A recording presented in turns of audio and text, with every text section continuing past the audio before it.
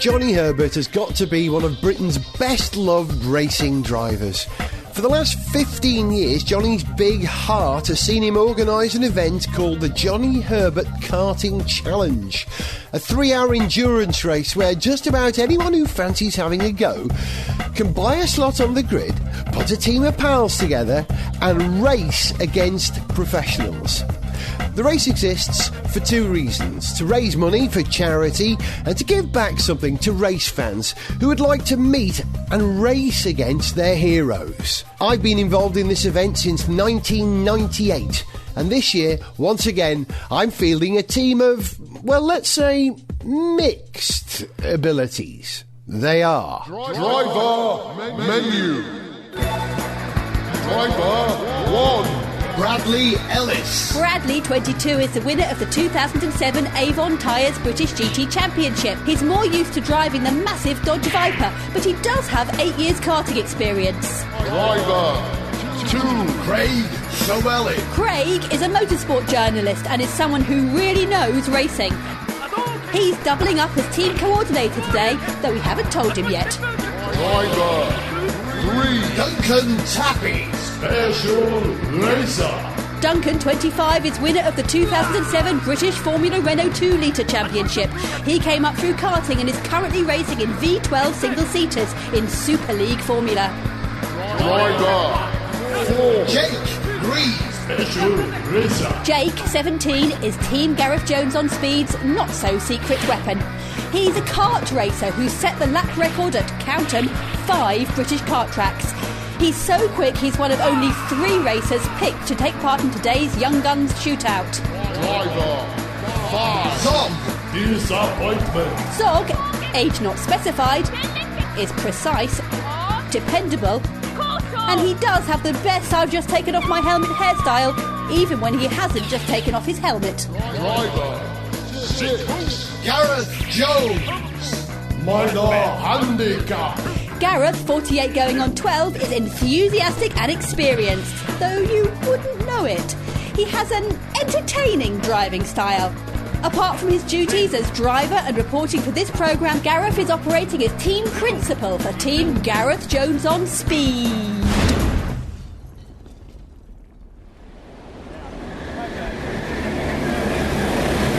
So I'm standing trackside with Duncan Tappy. Duncan, we're watching Gareth in the free practice session now, and what can you tell us about how he's driving? What do you think? It's okay, looks like he's just getting himself into it a bit, but maybe a bit more corner speed, so let the car slide a bit more. At the moment he's just being a little bit too neat and tidy, and I think with these you need to just hang it out a bit more aggressive. Needs to be a bit more ragged, you think? Yeah, drive it a bit more like a rally car in these things. It's not that much grip, but it's okay, he's doing alright, first lap, so we'll see how he gets on. What's the secret to really getting speed out of these karts? Well, it's all about keeping the revs up really, and whether you do that by being smooth or just carry lots of speed through the corner just so you can keep the engine spinning. But at the moment, he looks like he's getting his head around it. And see there, he turned in a bit late, and once you turn in late off the rubber here especially, then you sort of end up sliding all the time. So I'm sure he'll work that one out. They were right. I worked out a lot of stuff out there, primarily that the pace was very quick, and I wasn't on it. So how was it out there? All right, familiar. Yeah. A shorter lap than I remember. I'm a lot worse than I remember. I didn't spin it. I got the back end out once. There are 2 corners I find particularly tricky, and one which I'm bold at. I'm still not bold enough to come into this first 180-degree bank corner flat out. I have to admit to lifting as I approach, and I know that's the wrong thing to do, so I've got a lot of work to do, Zog. That's the Eau Rouge of Docklands. Absolutely, it is. Or turn 8 in Istanbul, is it? It's fun, real fun. I'm really happy to be back. It's 12 months since I was in a kart, and I don't know why it's such a big gap every year. Right. Well, the rest of my team are either practising or waiting for their chance to get a bit of practice in. I'm going to have a word with a man who I reckon could grab the lap record here today, if I can get to him. Because at the moment there's a big crowd around the timing screens. And right at the head of that crowd, talking to the man who owns the race circuit, I think that might be part of his strategy, is Sam Berg. Sam, are you going out there now? I've already been out. You got 2 minutes, come and talk to me. Lovely to see you here, man. Thanks to people like you, this is why people take part in events like this, to race against people like you, because you're a benchmark. Now, you've got a bit of history with Johnny Herbert Karting Challenge, haven't you? Tell me, how many times have you done this now? Oh gosh, I think this is my third time here. I started, my first ever go was in 2005. I came back again last year, and here I am this year as well. It's a thing that I really enjoy doing every year. I enjoy supporting Johnny and the charity, and also I love competing in the race. It's good fun. You set the lap record at the old circuit when we used to do it at the Raceway King's Cross. How difficult was that? Well, I beat Jensen by 1,000th of a second, so yeah, that was quite good. But it is difficult because there are a lot of good drivers here. There are a lot of karters actually here, so they're used to this a little bit more than I am, and a lot of the guys that have moved up to single-seaters. So it makes it difficult, but it's really challenging. Everybody enjoys it. It's a great day out. I've been watching your progress since I first spotted you taking part in this, I think 3 years ago now. And you've had another great year. You've had a sniff at GP2, haven't you? And you did fantastic. You were third at Macau, weren't you? Yep, third at Macau. Where does that leave you now for the season coming ahead? Well, I've signed a contract with the GP2 team, which will be announced tomorrow. I'm really excited because it's a top GP2 team, and I'm a very privileged young man to be with such a good team. I believe I've done some good work with them so far, and let's just hope that I have a good year. And the next question is cash. Anthony Davidson is here today, as talented a driver or racer I've ever met, and the thing that's stopping him from maintaining the momentum of his career is cash. How do you do it? How does any driver do it? With great difficulty. I feel sorry for Anthony because, just like you, I admire him as a racing driver. I think he's one of the best out there, and it's such a shame to see him not in F1. But it is very much dictated now by money, and if you can't go to race teams with money to get into Formula One, it's very hard to get there. So it makes it extremely difficult, but maybe we can get there on talent alone, but let's just see. Talent is a big part of it. You've got to be in the top 3 or the top 5 to be able to warrant that support from people who are going to pay for your way. I suppose that's the key, isn't it? Exactly. You need to be putting the results on track. You need to be good off track as well with your PR and your media stuff. But then even that sometimes isn't enough. On a case like Anthony, he's superb with the media, he's superb on track, and it hasn't ultimately worked so far. But I just really hope that people like Anthony and hopefully myself can get a chance. Sam, everyone on Gareth Jones On Speed will be watching you as closely as I have been. Now, man, it's a great privilege to race against you. Thank you very much. Enjoy today. I'm waiting for the lap record. How quick was your lap earlier on? Our kart isn't very good in a straight line, that's what I'm saying. I'm blaming it on the kart. A proper racing driver then. Cheers, Sam. Sog just came over. How did you get on, see? Okay, I'd like to be a little bit quicker. I thought I was building up a reasonable amount of speed, but there are a couple of corners that I'm not very tidy in. But I think I'll settle in the race, manage to avoid any embarrassing spins. Are the other members of our team, and I use the word team in the loosest sense, are they happy with the kart? Well, Duncan reckons it's a little bit slow, actually, that maybe we might have a slight disadvantage on the machinery front. I don't know if we can have a word with the stewards. I'm not sure whether that is a smart move or not. All the karts here are prepared to a standard, and if there's nothing fundamentally wrong with our kart, I think we stick with it, because it's the luck of the draw. We might get one that's not quite so good. That's my considered opinion. It sounds as if we've had a slightly unlucky draw in that respect, but we'll see how we get on in the race. Yeah, we'll work with what we've got. Yeah. But everyone in our team was talking about the performance of our kart. Jake Green too. As that guy came past me, the same amount of corners, they just accelerate halfway down the straight. It's got a bit of understeer. There's a couple of corners where it's a bit loose at the rear on the exit, but it's just there's not much grip out on the track at the minute. I was just saying, my advice is stick with what we've got. If there's nothing fundamentally wrong with it, that might be as good as it gets. maybe worth having a little word. Hang on, here's the boss. Just then, Mike Siegel, the owner of the Docklands Raceway, walked past, so I thought I would seize my moment and diplomatically put our case. Mike, these two gentlemen racers here are wondering what are the options in terms of our kart. If we felt that our kart wasn't quite to the standard I know you can deliver it to. Change it? Yeah? Yeah, most definitely. What's your team number? 21. 21. You don't need to change it, you need to get a Ferrari, basically. Ask the guys in the pits to change it for you. Within this hour, you can change the kart as many times as you like. There's no restriction. You go there, you say, I'm not happy with it. It's understeering, it's oversteering. Somebody themselves in it. I don't mind what you want to say, you know. Just go and tell them. Well, the trouble is, we'd have to put you out again or you out again to get a benchmark and make a decision, and then whether we can manage switching that kart back, I think it's too much of a risk. I think we play the safe option and go with what we've got. Right, he's going back out in the shootout. So. Yeah, but we're not allowed to change it for that. It's only in this hour. Unless we can just change it for that. I tell you what, when you go out to yours, you know the circuit like a lap. You do a couple of quick laps and come in and say, change it. Come out, do a lap, change it. You want to go for it, you go for it. Yeah. I'll back you. I'll back you. Right, we're allowed to change the car. We can during practice, but not during the shootout. Well, we might as well let Duncan do it because he's the last out. Yeah. So. And he'll get a benchmark. He'll know whether the previous kart was the right one or not. All right. Did you find it understeering? I'm not the man to ask, but yeah, I mean, I had to lift coming into here, and I didn't want to do that. I've taken it flat in the past, but you guys know better than me, believe me.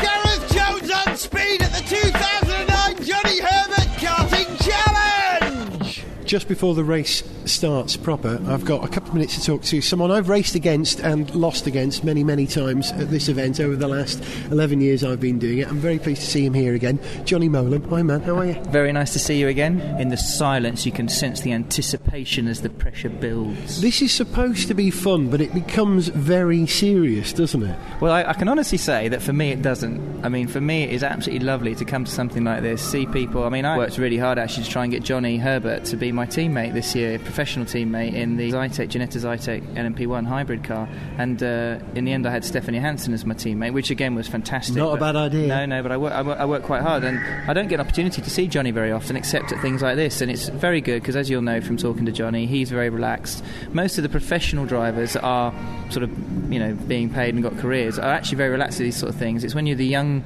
drivers that are coming here still trying to, you know, very good drivers, don't get me wrong, the sort of professionals of the future, but they're still trying to break into actually being paid professionals. Maybe they take it a little bit more seriously. Yeah. We've got a few of those in our team. So. They're still trying to prove themselves, Absolutely, aren't they? yeah. We're too old to prove ourselves now. What is it is what it is. You've got very little to prove. And can I congratulate you? Zog, my co-presenter on the show, was very excited. You getting the first podium from a hybrid-powered car ever, that represents a sea change in the technology and the approach to motor racing in the future, doesn't it? Absolutely huge. And I mean, the thing about the hybrid was that we knew it'd be taking, you know, in order to take 2 steps forward, we were going to have to take like 16 steps backwards. I mean, it was really difficult. The technology is so complicated because if you actually say it in black and white in terms of what it is, it's basically just an electric motor that runs in both directions, so you can regen and also generate power.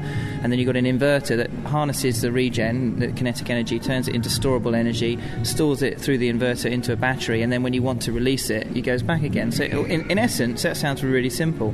When you've got to make them all communicate with each other, bearing in mind that you've got the electric motor running through the shafts that are connected to the crankshaft of the petrol engine, so they're not running on any clutches there, it's direct drive. So you're in a situation where you've got to have something communicating to make sure the electric motor runs at the right rev range where it's not going to overstress the petrol engine and vice versa. You've then got the battery storage. It's not just a normal battery, it's a clever, intelligent, what they call an intelligent battery, which is obviously harnessing that power and then releasing it at the right time. Everything has to be programmed. There's umpteen communication systems within the car to make them all talk to each other. To get that to all happen without it having a fail-safe every 30 seconds is incredibly difficult. And of course, the Motorsports and Zytek Engineering have done a fantastic job this year to get us out there in the American Le Mans Series and actually run pretty reliably and actually, like you say, get the first ever podium for a hybrid car ever in the history of sports cars. From the point of view of driving a car which has those sorts of energy recover abilities, yes, what difference does it make for you? Are you doing a lot of management? Are you effectively a manager in the car these days? Well, it's a good question, because in the very beginning I had a whole bunch of levers and knobs and buttons and everything else that I had to run through various sequences when I was actually initially testing the hybrid system. The rules dictate in the American Le Mans Series that it cannot be controlled by the driver. So it's not like a push-to-pass button like they use in the KERS system in Formula 1. It's all controlled through throttle, but that's obviously programmed in. So every circuit you go to is programmed to come in at different times. So you might have a first gear corner where you want initial, as soon as you're on the throttle, you want initial boost from the KERS system and then hybrid system, and then it will shut off for the rest of the time. So they can actually manage it. You can use it to manage fuel efficiency, or you can use it to help performance. At this stage, we actually had our hands tied behind our back because the battery technology we were allowed to use had to all come from road cars. Right. And so we weren't able to harness enough kilowattage to actually really generate any real horsepower. Yep. Next year, that will change as we're now allowed to use other than road car parts. The biggest thing, going back to your original question, is actually going on corner entry under braking, because you're doing regen at that point. So it's like equivalent to having a whole load of brake bias wound to the rear of the car, which is very unsettling. So getting the handling of the car around that is quite tricky. You've now got a database. I would imagine that's what you've been doing. You've been spending the last, 18 months getting a database as to what this car can and can't do. Yes. It's now very much race ready. Will you be racing it again next year? Do you know yet? Yes, Corsa Motorsports and team owner Steve Pruitt's committed up to the first half of the next season, so right through to July already. That's done and dusted.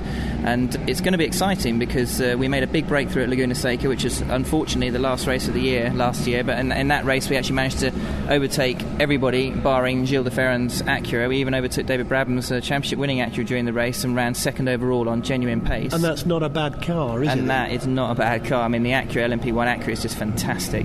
And so I think for next year, with the way the rules are going to run, where everyone's in the same prototype Class 1 cars, and it's going to be a case of handicapping between those. So LMP2 and LMP1 are now being amalgamated into just one class. I think we stand a chance, a really realistic chance, of actually maybe giving the first ever win for a hybrid. So I'm really excited about that, and it's just lovely to be a part of something that is generating publicity and is really moving the sort of technical prowess of this kind of thing forward, because you're exactly right to say it. Within the next 4 to 5 years, I think you'll see an awful lot of hybrids out in racing, and I think hybrids on the road will become a lot more of a common feature.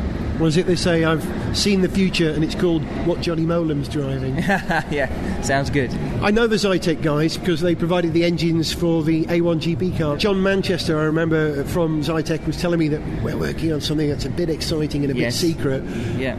This is it. This is it, yes, absolutely. And Zytec actually had a press day last Wednesday, and I went up there and stood in front of a whole bunch of journalists and TV people and talked about the hybrid, and they basically showed everyone around not just the hybrid side of things, but what Zytec do as an automotive and engineering company. And they are world leaders in electric vehicle technology. That is a large part of what they do, and they have various contracts with big manufacturers like Mercedes and everything, not just through racing but also that go into road cars. In fact, they actually have a big input into these fully electric delivery vehicles like FedEx and people like that are using now. That's all that a lot of that technology is designed and is put in place by Zytec. So they're obviously a very big part of this whole equation. It's great that the racing that we do for fun and for a living, because we're passionate about it, absolutely, is making a difference to the cars we drive and the vehicles that are on the road every day. Motorsport's always had this history of offering cutting-edge technology. We lost it for a while. It's great that it's back.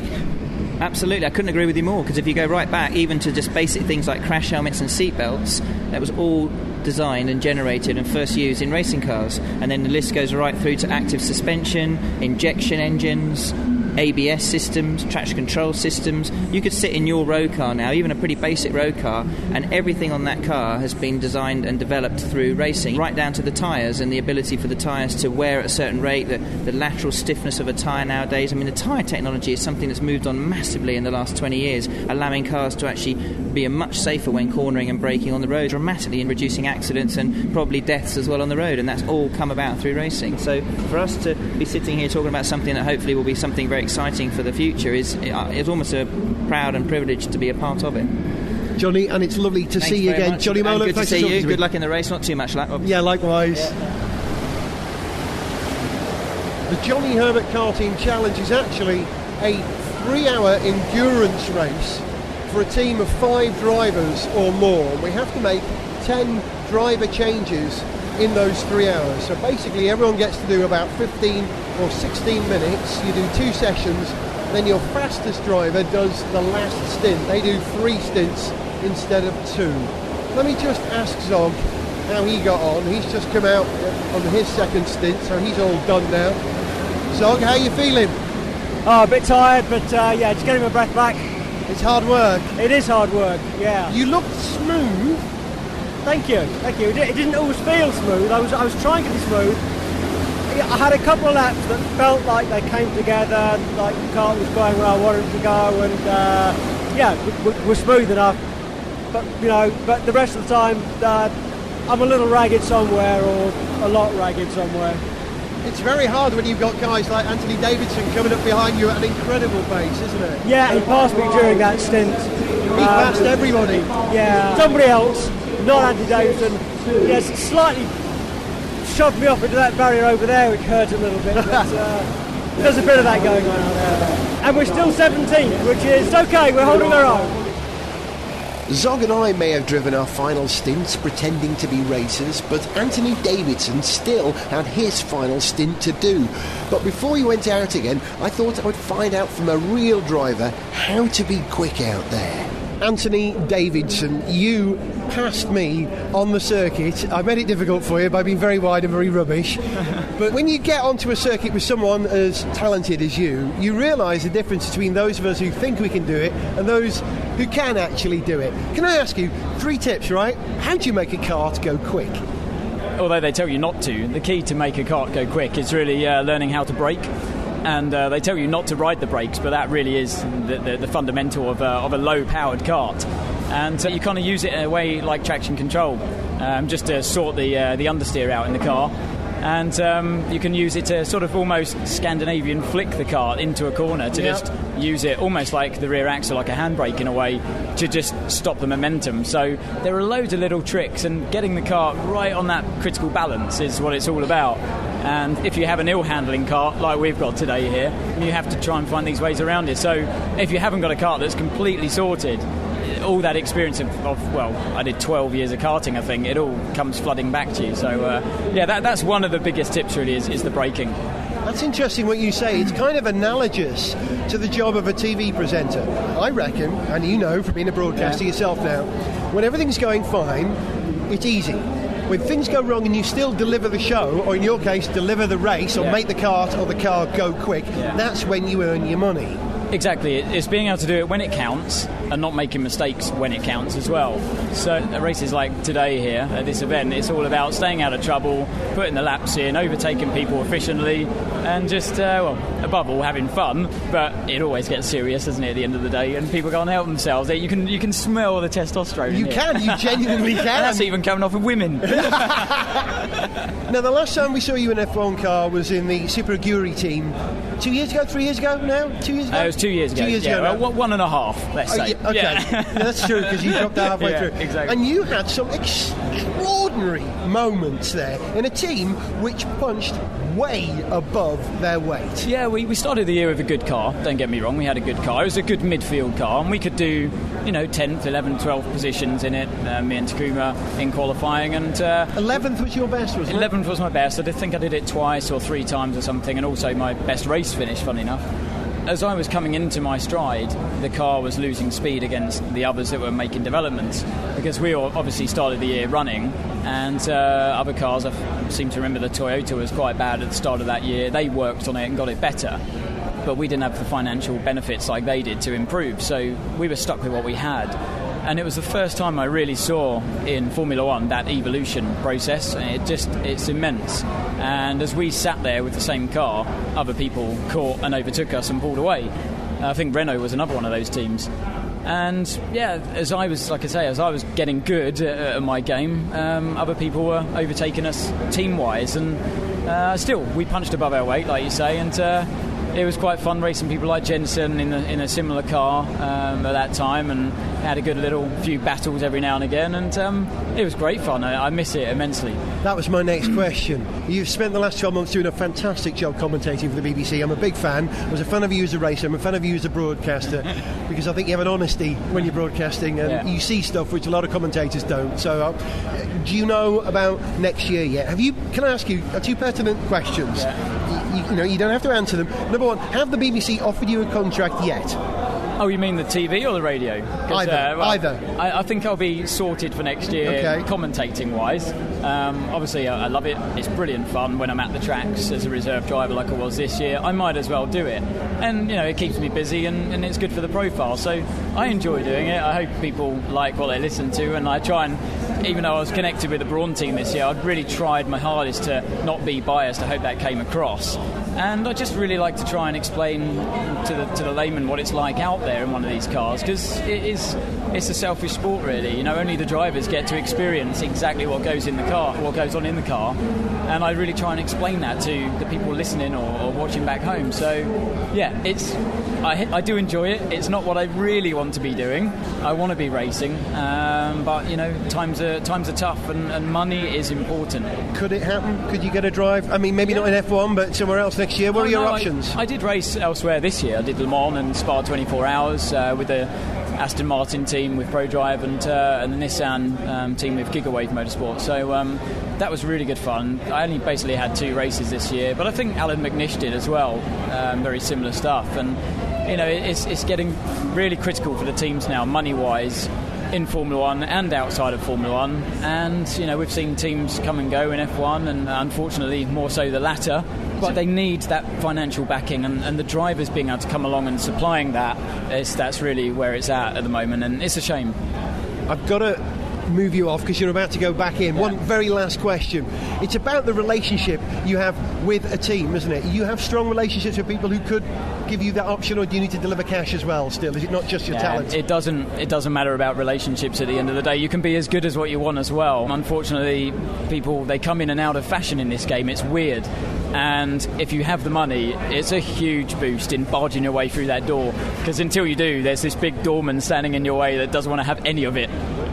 I suddenly became aware of the doorman-like figure of Radio 5 Live F1 commentator David Croft standing over us, meaning that David needed to get little Ant back into the little cart. So that meant I could have a word with Crofty himself. Where's your team at the moment? What position are you in? Well, we were 7th when Ant was out on the track. Since then, we put some no-hopers into the car. And thank you, goodbye. He's off like a racing driver. You've got to get out there, because Alan van der Merwe is going backwards faster than he's going forwards at the moment. How can that be? Well, is he only quick in a straight line, then? If he had a Mercedes-Benz estate, he'd be fine.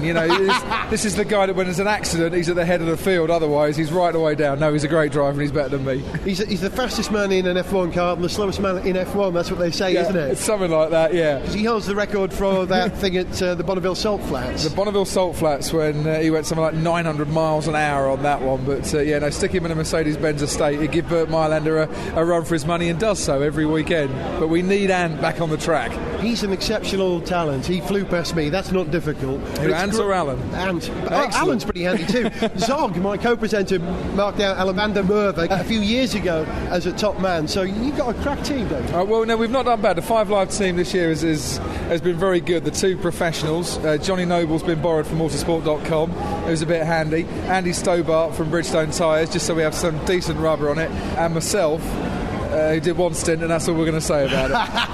David Croft, lovely to share space with you, man. You too, fella. OK, we're into the last 10 minutes of the Johnny Herbert Karting Challenge 2009 now. I'm going to run down the top 5 for you. Number 5, the ladies team. Number 4, karting1.co.uk. 3rd, Made in Italy. 2nd, Evo 6. And 1st, Asher Rebels. Our team, Gareth Jones On Speed, or as it says on the timing screens, Areth Jones On Speed, we're still 17th, which is pretty good as far as I'm concerned. As we go into the last few minutes, who's going to win? Gareth Jones On Speed at the 2009 Johnny Herbert Karting Challenge! The main reason I'm here at the Johnny Herbert Karting Challenge is I'm a race fan, and I've been a fan of the man who's organised this race since, let me think, 1991 or 2, something like that. Was it really? Yeah. Johnny Herbert, thank you for having us. I've been doing this since 1998, and I wouldn't miss it for the world. Good. Why do you do it still?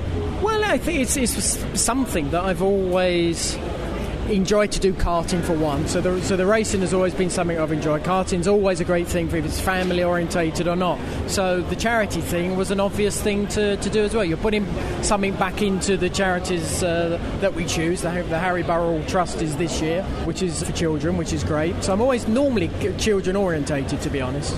What's happened over the years is, I remember originally there was myself, I remember DC used to come along, I think Alan McNish used to come along, we had Robbie Williams a couple of years ago when Jensen turned up, but it's got more and unfortunately more competitive as the years go on. And again this year we've got another one hell of a challenge out there for everybody trying to run down the quickest car, because they're just so quick now, and it's good because that passion is coming out. Motorsport is still popular, and I still enjoy doing it. It's clear that you still enjoy doing it because of the fun you had in the BTCC this year.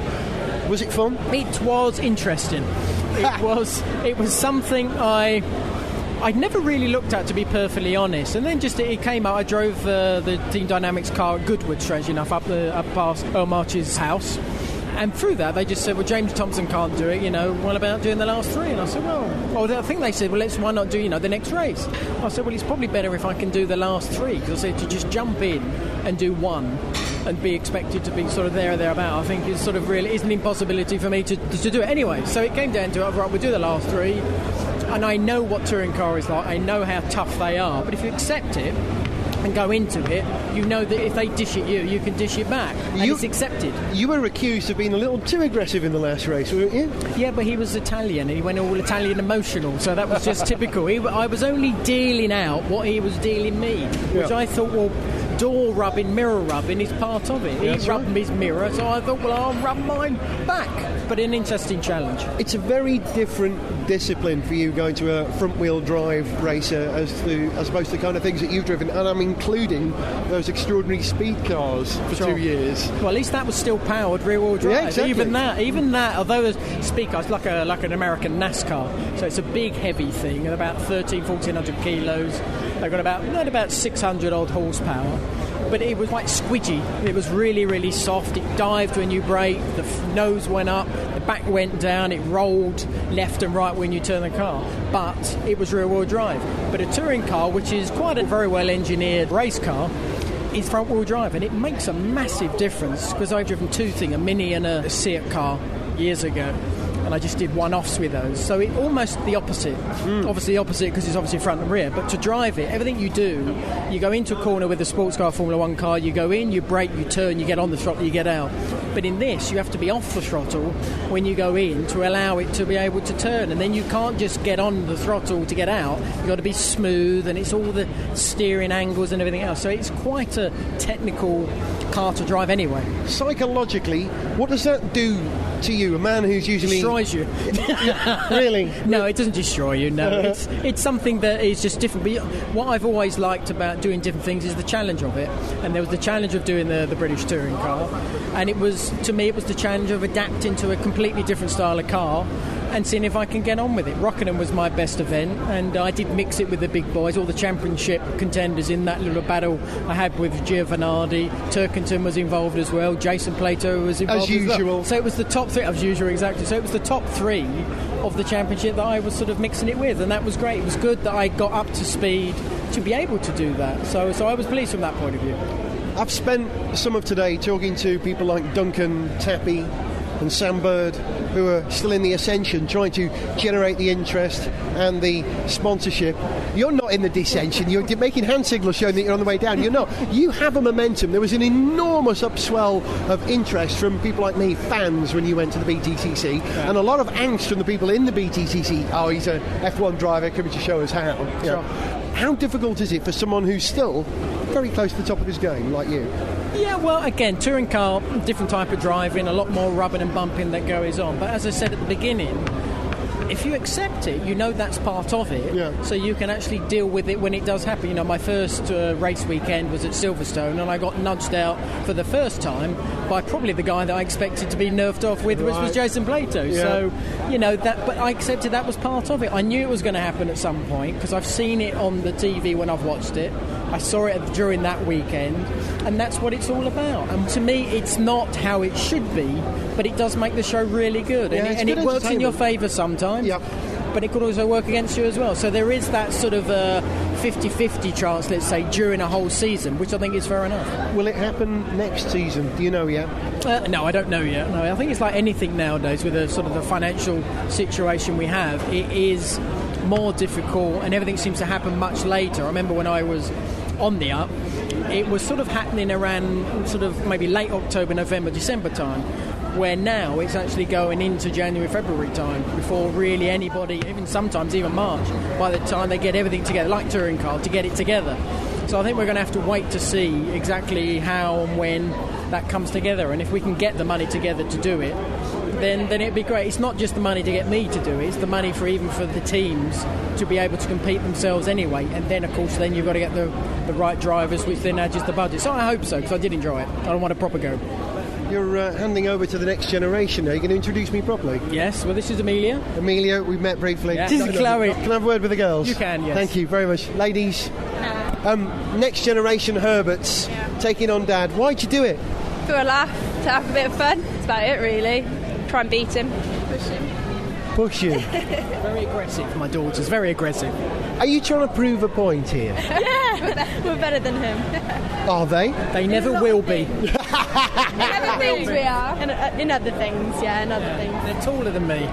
That's not too difficult. I know, it's not, no. How is it out there, girls? Yeah, good fun. It's fun, yeah. It's quite... Some aggressive drivers on there, very pushy, but... This is their first karting event, not just sort of when they've done a couple. This is their first one, and I think to come here, you know, this is hard, because as we were discussing, it is so competitive out there, and of course there's a lot of pushing to get past the girls who are trying to get up to speed, but they're dealing with it very well. Yeah, I think I was behind you at one point, and I couldn't get past you, so that's good enough for me. The Herberts, thank you very much indeed. I look forward to racing against you guys again soon. It's very disconcerting having at least 4 Johnny Herberts out on the circuit with those helmets. Thanks, guys. The 2009 Johnny Herbert Karting Challenge. I don't know if Riccardo Patrese is in the cart at the moment, but if we can grab him, let's go and talk to him. Signor Patrese? Yes. Do you have 2 minutes to talk to me for my show, Gareth Jones On Speed? Yeah. How wonderful to see you here, sir, and it's a privilege to race against an absolute legend. Thank you. Can I ask you about a video clip I've seen on YouTube of you taking your wife for a spin in was it a Honda Civic? Yes, it was in RS last year. She didn't know what you were going to do, did she? No, she didn't know, but really I didn't know also the fact that we had the camera on the car, because I didn't expect it to be on, so it came very natural, but I think very funny. It's a wonderful piece of television, and I think it's added to your legendary status now. You know, it's a new kind of legend. Can I ask you, the life of a racing driver who's achieved so much, how does it continue for you after Formula One? Do you still have a passion for racing? Well, I have a passion for sports, a passion for competing. Racing, I did the master 2 or 3 years ago because I think it was a good thing, a good fun, but really at the moment I'm not racing anymore, apart from this kind of event that I like to be, because it's for charity, because it's for good friends as Johnny Herbert, and because I'm here with my son, so it's a good moment to live. I'm competing at the moment in horse show jumping. This is my new passion at the moment.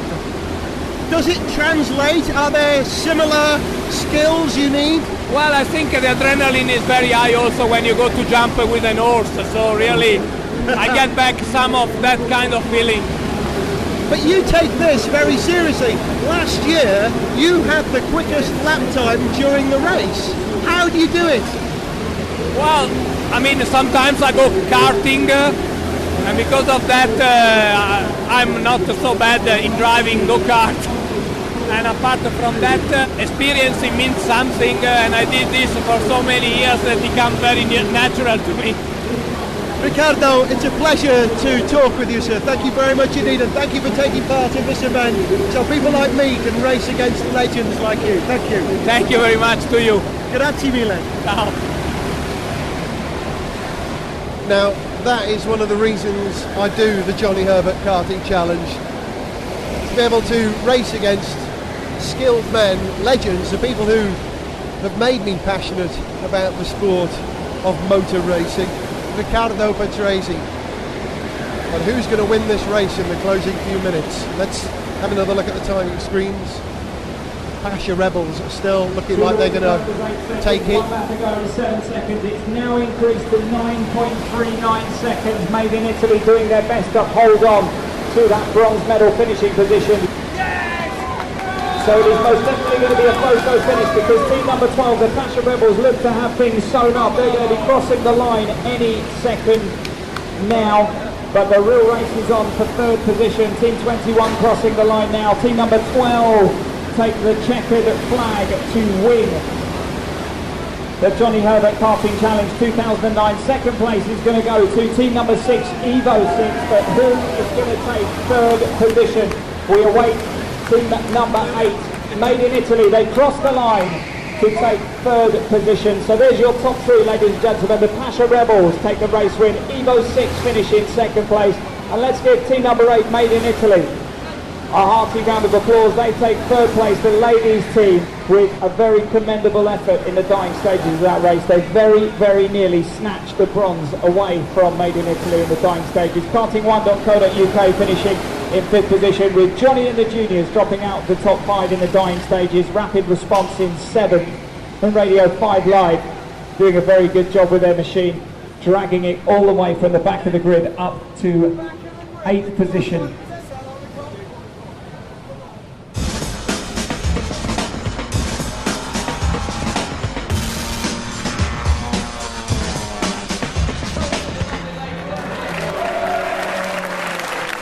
That round of applause is for the auction that happens at the end of the race. They've just sold Jensen Button signed Braun GP hat for 500 quid. That is why we're here, to raise money and to have a bit of fun. Zog, good race for you? Pretty good. I think we managed to hang on to our qualifying position, finish 17th. Yeah, I think we did okay. If you want to take us on and race against some F1 legends and help raise money for charity, you can do it too. All you have to do is to field a team. You want to know how? Contact me at onspeed@garethjones.tv and I'll tell you how. You've been listening to Gareth Jones on Speed at the 2009 Johnny Herbert Karting Challenge. See you next year. To join the On Speed Facebook fan site, follow us on Twitter, see pictures, read lyrics, or find out more information, go to garethjones.tv. We're now taking a little time off for the holidays and will return for our 6th season in the second week of January 2010. He's really put my lisp through its paces there, hasn't he, with that script? And here's another one. Seasonal felicitations from all of us at Gareth Jones On Speed. This show was produced in London by Whizbang.